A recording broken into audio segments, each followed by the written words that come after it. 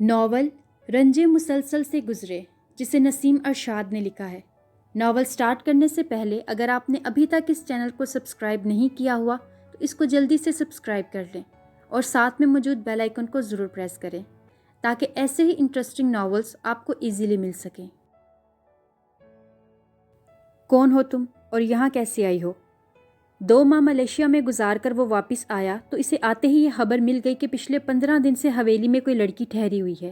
اسے بابا سے یہ امید نہیں تھی، کم از کم اس عمر میں، یعنی ان کی سابقہ معافی تلافی اور شرمندگی محض ایک دکھاوا، ایک دھوکہ تھا۔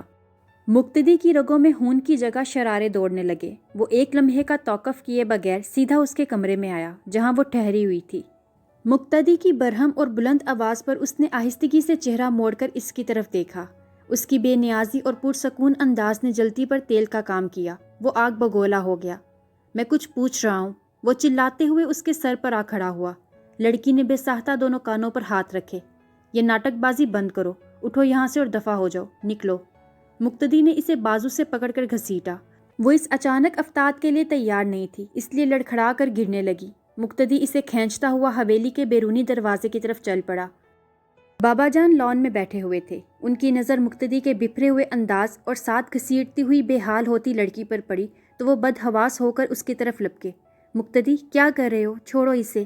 وہ ان کی بے قراری دیکھ کر مزید بے قابو ہو گیا۔ شرم آنی چاہیے آپ کو، اب تو شرم کر لیں، یہ آپ کی عمر ہے ان گری ہوئی حرکتوں کی۔ وہ خود پر ضبط کرنے کی کوشش میں ناکام ہو رہا تھا۔ مقتدی، خدا کے لیے میری بات سنو، تم غلط سمجھ رہے ہو، میری بات سنو، مجھے کچھ نہیں سننا۔ وہ ان کی بات کاٹ کر دہاڑا۔ کیا اب بھی آپ کے پاس کچھ کہنے کے لیے باقی ہے؟ بس کریں خدا کے لیے۔ وہ غضبناک انداز میں کہتے ہوئے اس لڑکی کی طرف پلٹا جس کا چہرہ نیلا پڑ چکا تھا اور وہ مقتدی کی گرفت میں بے جان سی کھڑی تھی۔ تم اسے چھوڑو اور بیٹھ کر میری بات سنو۔ وہاب احمد بے بسی سے بولے۔ کتنا پیسہ لیا ہے تم نے؟ کتنے بلینک چیک؟ کون سی لمبی چوڑی جائیداد بٹوری ہے؟ بولو۔ وہ اب لڑکی کی طرف متوجہ تھا۔ وہاب احمد ساکت کھڑے اس کے زہر اور تنفر میں ڈوبے الفاظ سن رہے تھے۔ ایک دم ہوش میں آ کر اس کی طرف بڑھے اور زناٹے دار تھپڑ مقتدی کے منہ پر دے مارا۔ مقتدی کے ہاتھ سے لڑکی کا بازو چھوٹ گیا اور وہ کسی بت کی طرح زمین پر گری۔ مومنا، مومنا بیٹا۔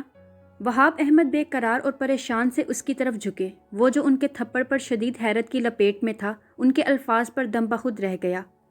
یہ کیا کر دیا تم نے؟ میری بات تو سن لیتے۔ پچھلے 1.5 ماہ کی محنت، یہ واپس اسی جگہ پہنچ جائے گی جہاں یہ پہلے دن تھی۔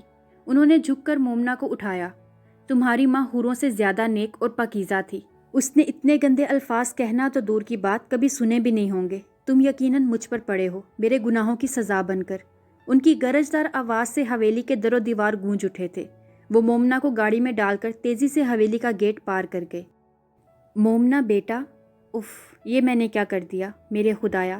اسے اپنی بات کی سنگینی اور الفاظ کے زہر کا اندازہ ہوا۔ بابا مجھ سے کہتے رہ گئے، میری بات سنو۔ یہ مومنا کون ہے؟ گال پر ابھرنے والے تھپڑ کے نشان کو انگلیوں سے چھوتا وہ وہیں لان میں رکھی کرسی پر بیٹھ گیا۔ بڑی دیر بعد سوچ بچار کر کے اس نے بابا کا موبائل نمبر ملایا۔ بیل جا رہی تھی لیکن وہ کال ریسیو نہیں کر رہے تھے۔ پتہ نہیں یہ مومنا کون ہے اور بابا جان اسے کہاں لے کر گئے ہیں۔ کئی بار کال ملانے کی کوشش میں ناکام ہونے کے بعد وہ بیزار ہو کر حویلی کے اندرونی حصے کی طرف چلا گیا۔ وہ لاہور ایئرپورٹ سے سیدھا ملتان آیا تھا اور آتے ہی بابا جان سے الجھ پڑا۔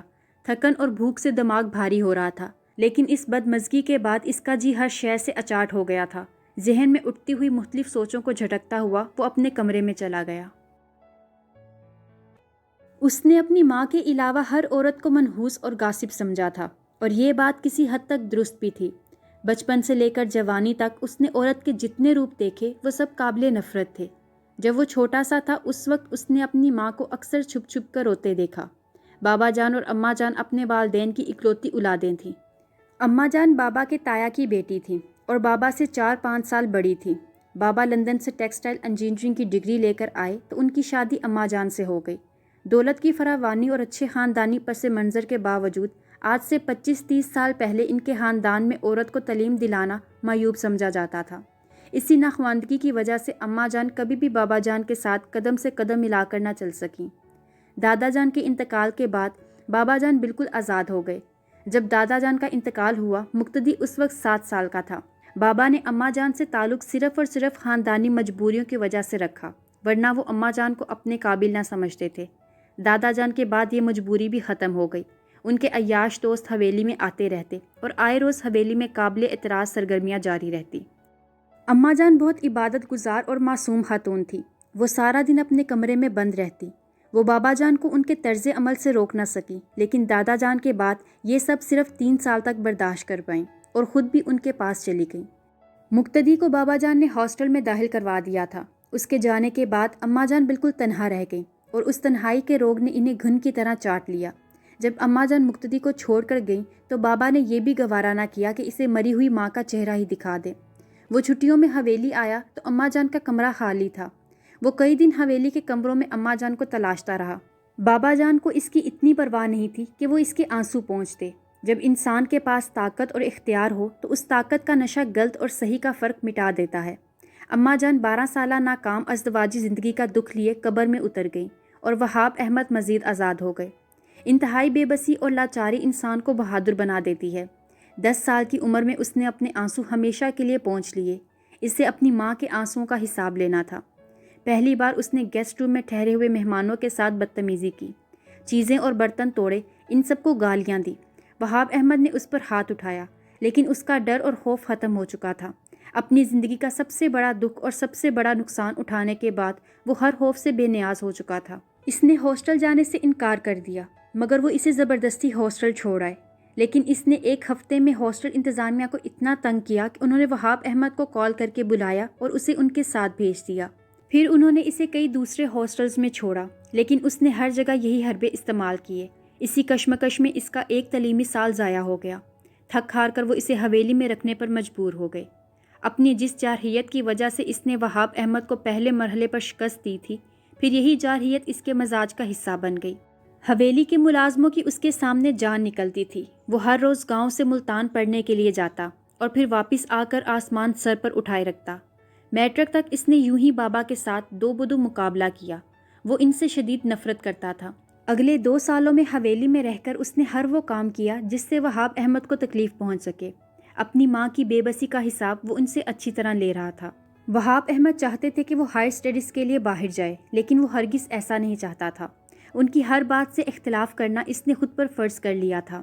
آئی کام کے بعد وہ لاہور چلا گیا۔ وقت گزرنے کے ساتھ ساتھ وہاب احمد کو اپنی غلطیوں کا احساس ہونے لگا تھا۔ انہیں جب پہلا ہارٹ اٹیک ہوا تو اس کے بعد وہ مقتدی کے پاس لاہور گئے۔ انہوں نے اس سے معافی تلافی کی بہت کوشش کی، لیکن درمیان میں موجود فاصلہ 21 طویل سالوں پر مشتمل تھا۔ انہوں نے اسے لاہور میں گھر لے دیا، اس کی ہر ضرورت کا خیال رکھتے، لیکن وہ وقت گزر چکا تھا جب مقتدی کو ان کی شفقت کی ضرورت تھی۔ اب بہت دیر ہو چکی تھی۔ وہ اپنے روز و شب اپنی مرضی سے گزار رہا تھا۔ اورنگزیب، یہ ہوش میں کیوں نہیں آ رہی؟ کافی وقت ہو گیا ہے۔ مومنہ ہسپتال کے پرائیویٹ کمرے میں بستر پر پڑی ہوئی تھی۔ اس کی نیلی ہو جانے والی رنگت بحال ہو چکی تھی اور چہرے کے تکلیف دہ تاثرات بھی پرسکون تھے، لیکن پچھلے 5 گھنٹوں سے اس کے وجود میں جنبش نہیں ہوئی تھی اور یہی بات وہاب احمد کو پریشان کر رہی تھی۔ میں نے اسے سکون آور انجیکشن دیا ہے تاکہ یہ ہوش میں آنے کے بعد ڈپریسڈ نہ ہو۔ تم فکر مت کرو، مومنہ کا دماغ پہلے کی نسبت اب اچھی یا بری چیزوں کو رسپانس کرنے لگا ہے، لیکن اعصابی کمزوری کی وجہ سے نامواقف چیزوں یا حالات کو برداشت کرنے کی بجائے یہ بے ہوش ہو گئی ہے۔ ڈاکٹر اورنگزیب نے ان کی تسلی کروانے کی بھرپور کوشش کی۔ اورنگزیب، زندگی میں ہر طرح کے حالات سے گزرنا پڑتا ہے۔ جو کچھ اس کے ساتھ ہو چکا سو ہو چکا، لیکن آئندہ زندگی میں آنے والی پریشانیوں پر اگر یہ اسی طرح ریئیکٹ کرتی رہی تو اس کے لیے بہت مشکل ہو جائے گی۔ وہ مومنہ کے لیے ازحد فکر مند تھے۔ دیکھو وہاب، میں نے تمہیں پہلے بھی کہا تھا، تم اچھی طرح جانتے ہو کہ مومنہ کا علاج صرف دوا سے نہیں بلکہ محبت، توجہ اور طویل صبر کے ساتھ ہی ہو سکتا ہے۔ اس کے بعد بھی ہم یہ نہیں کہہ سکتے کہ یہ اپنی اصل حالت میں لوٹ سکے گی یا نہیں۔ اللہ تعالیٰ کا ارشاد ہے کہ حشر کے دن کی سختی سے جوان لوگ ایک دم بوڑھے ہو جائیں گے۔ یہ بات انسانی نفسیات اور قوت برداشت کو ظاہر کرتی ہے، یعنی انسان کی قوت برداشت ناقابل تسخیر نہیں ہے۔ میڈیکل ہسٹری میں ایسے بہت سے کیسز ہیں جن میں معمولی نوعیت کی باتوں کے خوف مریضوں کی صحت مند زندگیوں کو نگل لیتے ہیں۔ اس لیے ابھی ہم صرف قیاس آرائی کر سکتے ہیں۔ مومنہ نے بہت سخت زندگی گزاری ہے، اس لیے وہ خوفناک حادثہ اسے بری طرح متاثر کر گیا ہے۔ اس کے برعکس کبھی یوں بھی ہوتا ہے کہ مسلسل پریشانیاں، نامزد حالات انسانی اعصاب کو اس قدر کمزور کر دیتے ہیں کہ کوئی مزید حادثہ ان کے لیے آخری دھچکا ثابت ہوتا ہے۔ مومنہ اٹھ رہی ہے۔ اس کے وجود میں ہونے والی ہلچل پر ڈاکٹر اورنگزیب اور وہاب احمد اس کی طرف متوجہ ہو گئے۔ وہ آنکھیں کھولے چھت کو گھو رہی تھی۔ مومنہ، اورنگزیب کے اشارہ کرنے پر وہ اس کی طرف بڑھے اور اس کے سر پر ہاتھ رکھ کر انتہائی نرمی سے پکارا۔ مومنہ نے نگاہوں کا زاویہ بدل کر سپاٹ انداز میں ان کی طرف دیکھا۔ مومنہ بیٹا، اب آپ اپنے بابا جان کے ساتھ چلی جاؤ۔ اورنگزیب کے کہنے پر وہاب احمد نے سہارا دے کر اسے بستر سے اٹھایا۔ وہ بغیر کسی پشو پیچ کر اٹھ کر بیٹھ گئی۔ چلیں، وہاب احمد نے اس کا ہاتھ پکڑ کر اسے کھڑا کیا۔ وہ روبوٹ کی طرح ان کے کہنے پر عمل کر رہی تھی۔ مومنہ، جوتا پہن لو۔ ڈاکٹر اورنگزیب نے اسے ننگے پاؤں چلتا دیکھ کر ٹوکا۔ وہ وہیں رک گئی۔ بابا جان نے جھک کر جوتے اس کے پاؤں کے سامنے رکھے۔ وہ اسی طرح جوتے پر نگاہیں جمائے کھڑی تھی۔ انہوں نے اسے بیڈ پر بٹھایا اور اس کے پاؤں میں جوتے ڈال دیے۔ میرا خیال ہے ابھی سے یہیں رہنے دیا جائے، بابا جان نے دھیمی پر تشویش آواز میں ڈاکٹر سے کہا۔ نہیں، اسے یہ احساس مت دلاؤ کہ یہ بیمار ہے۔ اس کی کسی بھی حرکت یا رویے پر نارمل بہیو کرو۔ گھر کے ماحول میں یہ جلدی سنبھل جائے گی۔ پچھلے 15 دن میں کافی تبدیلی آئی ہے۔ اور ہاں، مقتدی سے کہنا کہ ابھی اس کے سامنے نہ آئے، ہو سکتا ہے یہ اسے دیکھ کر خوفزدہ ہو جائے۔ احتیاط بہتر ہے۔ رات گہری ہو جانے کی وجہ سے سڑکوں پر خاموشی اور سکون کا راج تھا۔ ملتان کی روشن اور ہموار سڑکیں ختم ہو کر شہر کا نواحی علاقہ شروع ہو چکا تھا۔ وہ اپنے گاؤں سے تھوڑے سے فاصلے پر تھے۔ یہ تھا رنجے مسلسل سے گزرے کا پارٹ 1۔ کیسا لگا یہ آپ مجھے کمنٹ سیکشن میں ضرور بتائیے گا، اور پسند آنے پر اس کو لائک اور شیئر ضرور کریں۔